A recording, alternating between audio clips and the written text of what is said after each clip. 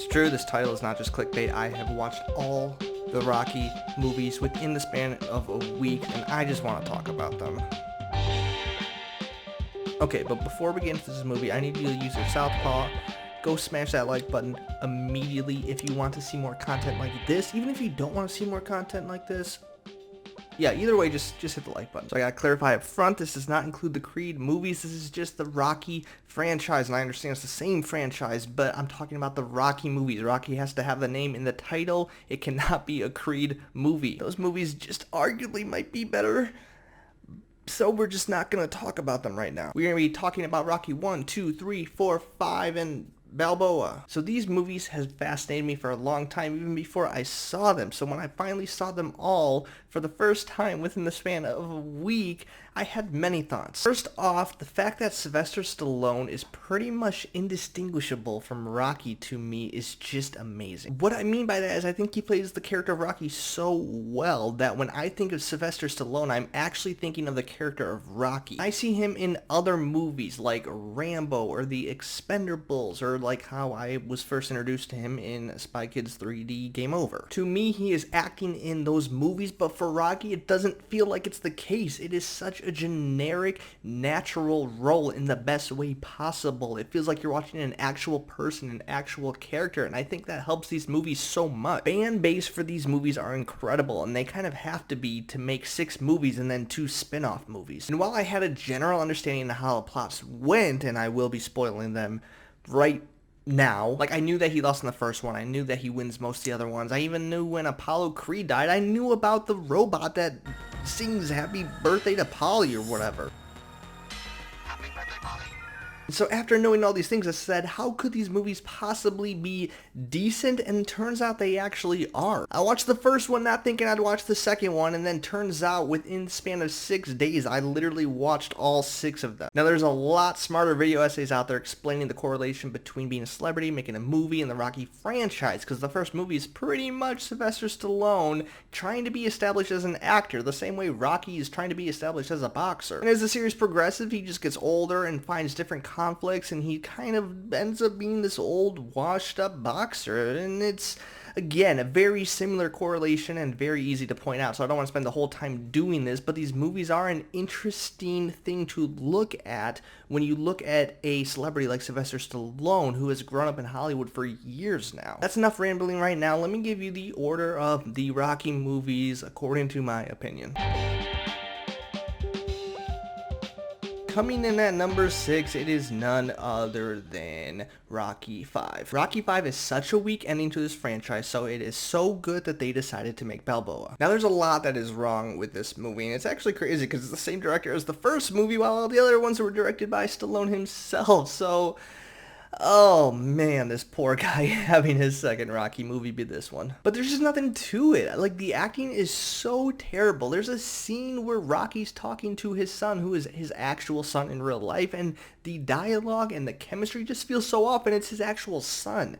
Not to mention just the worst villain of probably the entire franchise. So boring, such an anticlimactic street fight to end the whole franchise. This movie is just so bad. I actually ended up giving this half a star on Letterboxd, which is as low as you can possibly go.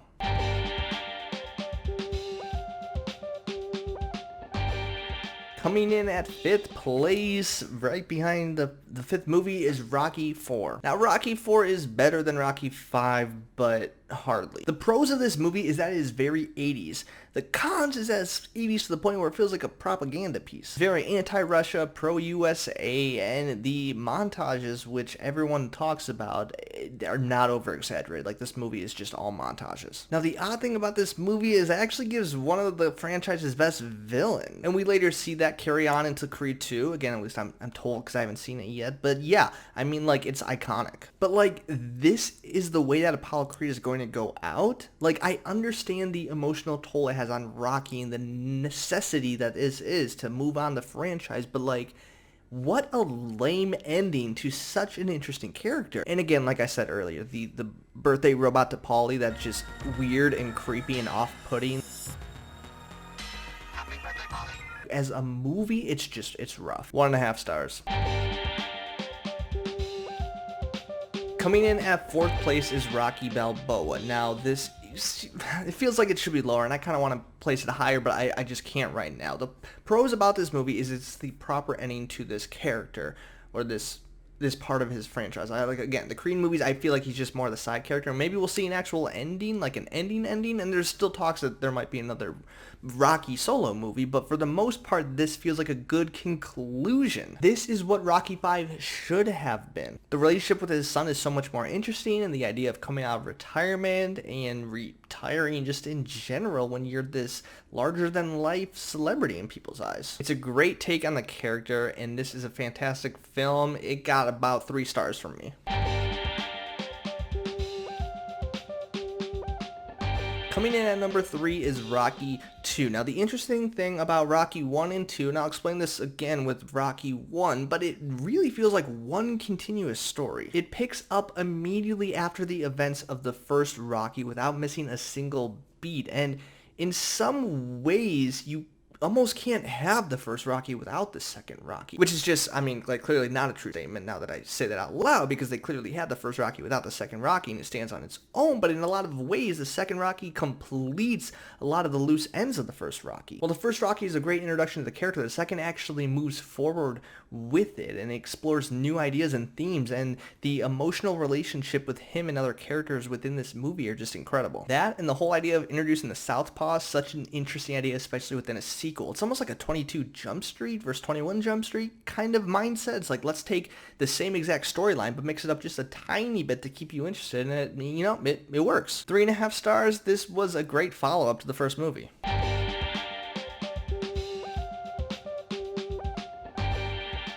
Coming in at number 2, we have Rocky 3. Now, this was actually the first Rocky movie I ever saw. I saw it years ago on TV, and Mr. T just is so compelling as a villain in this movie. Now, the things I really love about this movie is the cartoonish-like villains. It's fun. You got, like I said, Mr. T. You got Hulk Hogan just being obnoxious as they can possibly be, and it is so enjoyable. The other reason that this movie is so high for me is the relationship between Rocky and Apollo Creed in this movie. After having just such that emotional roller coaster with their relationship between the first Rocky and the second Rocky, seeing it come full circle with them being friends in the third movie is a great way to, I guess, end their story right before he dies in Rocky 4. It's charming, it's compelling, it's fun, it's super 80s, and not the like lame cheesy 80s like Rocky 4 was. 3.5 stars.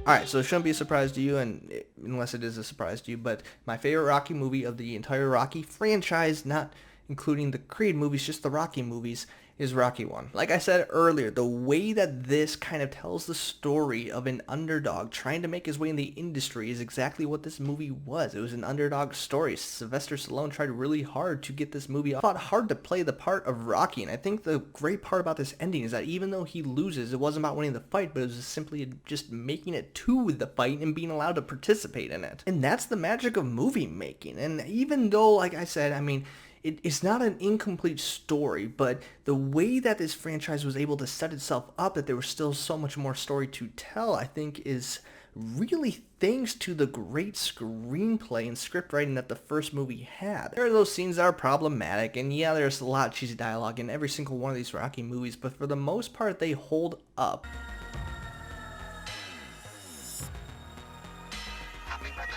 I think even now more than ever, looking back at the career of Sylvester Stallone, all the way back from the first time I saw him in Spy Kids 3D Game Over, it's incredible to see his progression as a movie star and as a Rocky character. And I think, like I said earlier, how the fact that you can hardly distinguish the two, Rocky from Sylvester Stallone, speaks to how much these movies are a representation of his life as an actor. So yeah, now I gotta go watch the Creed movies, but for now, this is a great franchise and I can understand the love for it. Alright, that's it. Please leave a like on this video, subscribe for more content like this, and I will see you next time.